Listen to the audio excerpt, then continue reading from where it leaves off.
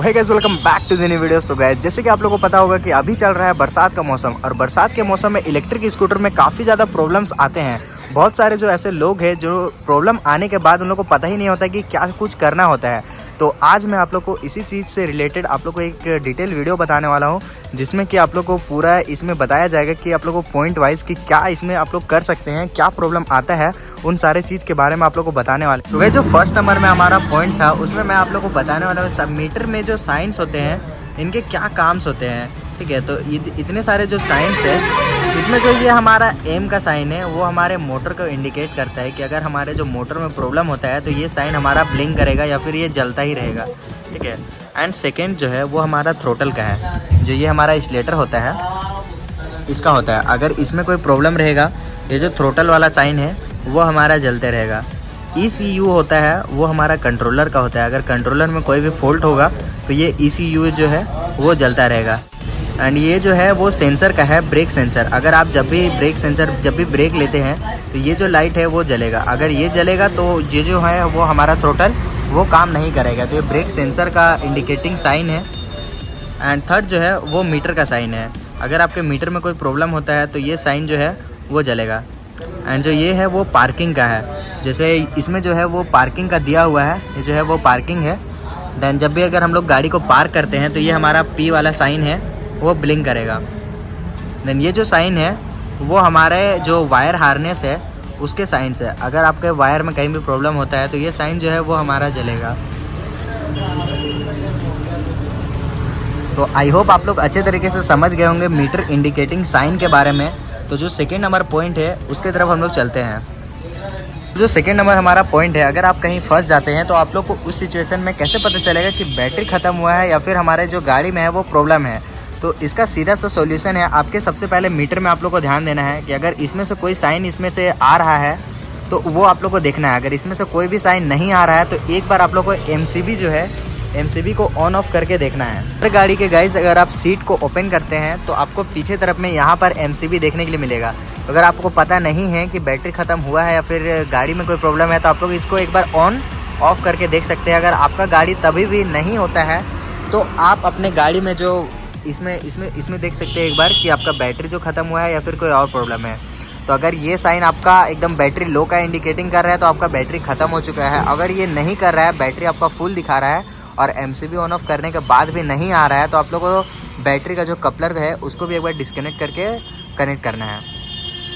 So I hope आप लोग को सेकेंड जो स्टेप है उसमें आप लोग को समझ में आ गया होगा कि अगर आप कहीं फंस जाते हैं तो आप लोग को कैसे पता चलेगा कि बैटरी ख़त्म हुआ है या फिर नहीं हुआ है। तो थर्ड नंबर जो हमारा पॉइंट है उसके तरफ हम लोग बढ़ते हैं कि अगर आपके जो गाड़ी में है वो M का साइन या फिर ECU का दिखाता है तो आप लोग को क्या पता चलेगा कि कैसे हमारे ये जो है वो मोटर डैमेज है या फिर कंट्रोलर डैमेज है। तो इसे हम लोग कैसे पता कर सकते हैं। तो जो M का साइन है वो तभी आता है जब आपके मोटर में कुछ प्रॉब्लम है। तो जैसे ये जो गाड़ी का है इसमें हब मोटर है, तो जैसे कि देख सकते हैं अभी बरसात का टाइम है, तो अगर आप लोग बरसात के टाइम में गाड़ी को अपने चलाते हैं और मोटर काफ़ी ज़्यादा भीग जाता है तो उसमें क्या है कि आपको थोड़ा देर इसको रेस्ट देना है, क्योंकि इसमें अगर पानी चला जाएगा तो इसमें M का साइन शो करेगा। मोटर में जो है वो सेंसर भी रहता है, तो अगर पानी जाएगा तो सेंसर डैमेज करेगा तो भी आपका M का साइन शो करेगा। कभी कभी जो गाइस अगर मोटर का सेंसर भी डैमेज होता है तो ECU भी लिखता है। तो अगर आपका मोटर का सेंसर डैमेज होता है तो आप लोग को पैनिक नहीं होना, आपका कंट्रोलर ख़राब नहीं होगा। आप लोग को जो है वो अपने कंट्रोलर को भी एक बार देखना है। और सारे जो अगर आपके इलेक्ट्रिक स्कूटर में अगर पानी जाता है तो आप लोग को उस सिचुएशन में चलाना नहीं है, आप लोग को धूप में छोड़ देना है। देन सूखने के बाद आप उसको एक बार फिर से कपलिंग करके एक बार रन करके देख सकते हैं। तो आई होप आप लोग को 3 नंबर जो पॉइंट्स है वो भी क्लियर हो चुका होगा। तो बढ़ते हैं हमारे 4 नंबर पॉइंट की तरफ।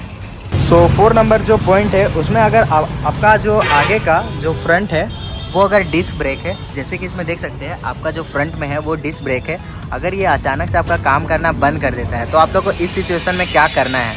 तो आप लोग को इस सिचुएशन में ज़्यादा कुछ नहीं करना है, आप लोग को पहले डिस्क पैड देख लेना है कि पैड है या फिर नहीं है। तो इसका देख सकते हैं अभी पैड थोड़ा सा घिसा हुआ है बट इसमें अभी है पैड। तो आप लोग को सेकेंड क्या करना है कि आपके जो गाड़ी में टूल्स देते हैं उससे आप लोग को ये फ्रंट वाला जो है वो इसको ओपन कर लेना है। तो मैं आप लोग को दिखाता हूँ, इसको आप लोग को ओपन करना है।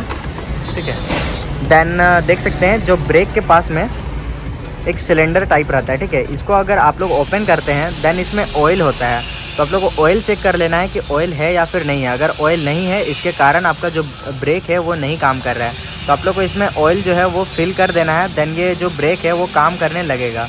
तो चलिए, जो आपका 4 नंबर पॉइंट है वो भी डाउट क्लियर हो चुका होगा। सेम अगर आपका जो पीछे वाला ब्रेक है उसमें भी अगर ये प्रॉब्लम आ रहा है तो सेम चीज़ रहेगा, सेम चीज़ आप उसमें भी कर सकते हैं। चलिए 5th नंबर पॉइंट की तरफ बढ़ते हैं। सो गाइस, जो 5th नंबर हमारा पॉइंट होने वाला है उसमें हमारा है कि अगर आपका जो इलेक्ट्रिक स्कूटर का जो ब्रेक सेंसर नहीं हट रहा है, जैसे क्या होता है कि कभी पानी वगैरह जाता है तो ब्रेक सेंसर जो है वो हटता नहीं है। अगर ब्रेक सेंसर नहीं हटेगा तो गाड़ी हमारा नहीं चलेगा। तो ब्रेक सेंसर हटाने का सिंपल तरीका होता है, आप लोग अपने वाइज़र को खोल लीजिएगा, देन आप लोग देख सकते हैं ये जो ब्रेक के पास से एक वायर गया हुआ है। आप लोग अगर ध्यान से देखिएगा तो ये जो वायर आप लोग को देखना है, ब्रेक के पास से एक वायर गया होगा, ठीक है। इसको आप लोग को ढूंढना है। देन जैसे कि ये जो है वो हमारा ब्रेक सेंसर का वायर है, इस टाइप से आपको मिलेगा। इसको आप लोग कुछ नहीं करना है, बस इसको जो है वो डायरेक्ट कर देना है, ठीक है। इसको अगर आप लोग मर्ज कर देंगे तो जो ब्रेक सेंसर है वो हमारा हट जाएगा, तो जो गाड़ी है वो आपका चलने लगेगा। सेम चीज़ है अगर आपके जो गाड़ी है, ठीक है, गाड़ी को अगर आप लोग ऑन करते हैं, देन ये जो पार्किंग मोड है, बहुत सारे गाड़ी में क्या होता है कि पार्किंग मोड हटता नहीं है, जिसकी वजह से गाड़ी चलता ही नहीं है, ठीक है। तो इस सिचुएशन में भी आप लोग यही कर सकते हैं, जो ब्रेक सेंसर है, ठीक है, इसको आप लोग डायरेक्ट कर सकते हैं तो आपका जो है वो हट जाएगा। इसमें भी क्या है कि आपका जैसे कि यहाँ जो ब्रेक सेंसर है, ठीक है, अभी जो है वो सेंसर का साइन हमारा आ चुका है, ठीक है। तो अगर ये आपका हट नहीं रहा है तो फिर आप लोग को वही करना है, डायरेक्ट करना है, ठीक है। ये जो है वो हमारा ब्रेक सेंसर का वायर है, इसको डायरेक्ट कर देना है। सो ये 6 नंबर का जो बोनस पॉइंट है, अगर आप लोग कहीं बारिश से अपने गाड़ी को जो है वो चला के आते हैं तो आप लोग को क्या करना है कि जो बैटरी को है वो रिमूव कर देना है, देन कुछ देर के लिए छोड़ देना है। या फिर अगर आप लोग बारिश से चला के नहीं आते हैं, अगर आप लोग कहीं से भी रन करके भी आते हैं तो अपनी जो बैटरी है उसको 10 से 15 मिनट का रेस्ट ज़रूर से ज़रूर दें, जिसकी वजह से जो आपका बैटरी का लाइफ हो वो मेंटेन रहेगा। आप लोग चार्जिंग करते हैं उस टाइम भी आप लोग को 10 मिनट के अराउंड आपको रेस्ट देना है, देन उसके बाद आपको डिस्चार्ज करना है अपने गाड़ी में, और डिस्चार्ज के टाइम भी आप लोग को 10 मिनट टाइम देना है, उसके बाद ही चार्ज करना है। तो अगर आपको इस रूल को अगर आप फॉलो करते हैं तो आपका बैटरी का लाइफ जो है वो काफ़ी अच्छे टाइम तक बना रहेगा। देन अगर आप लोग और ज़्यादा अच्छा लाइफ चाहते हैं अपने लिथियम बैटरी का, तो आप लोग उसको बीच में 2 साल या 2.5 साल के अराउंड में उसको एक बार बैलेंस भी करवा सकते हैं। सो ये कुछ पॉइंट्स था। देन अगर आप लोग को वीडियो थोड़ा सा इन्फॉर्मेटिव लगा है तो आप लोग चैनल को सब्सक्राइब कर सकते हैं, देन लाइक्स कर सकते हैं वीडियोस को। मिलते हैं गाइस नेक्स्ट वीडियो में ऐसे ही इन्फॉर्मेटिव वीडियोस के साथ।